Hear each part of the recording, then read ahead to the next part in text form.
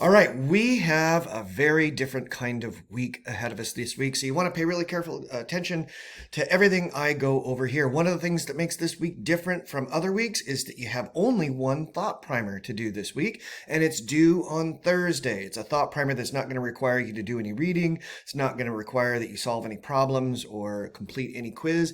Instead, this thought primer number 9, is going to prepare you for the other thing that's different about this week, and that is argument construction number 1. You have a total of 3 argument constructions that you're going to write for this course, and this week we're going to complete the first one, argument construction number 1. Okay, so when you go into thought primer number 9, you'll notice that in part 1, it's asking you to take an inventory of all of your thought primer scores up to this point. So you're going to want to go in and look at your thought primer scores for thought primers 1 through 8.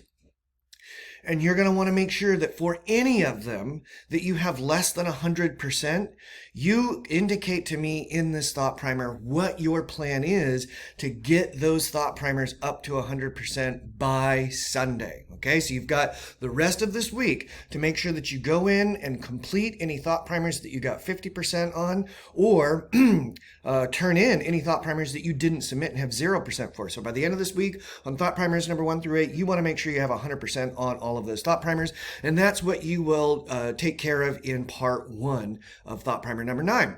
Now in part 2 of thought primer number 9, you're going to download a copy of the argument construction number 1 assignment prompt. Okay, so you'll download that to your computer so that you can print it out, or you can use it as a document to type your work into. And then with that document downloaded, you're going to watch these 2 short videos in which I go over all of the problems in argument construction number 1 and identify for you the things you want to make sure you're doing so that you get full credit, and the mistakes that you want to avoid, the common mistakes that people make that cause them to needlessly toss away points. And after you've completed watching those 2 short videos, you'll come down here to part 3 of thought primer number 9, and I'm asking you 2 simple questions.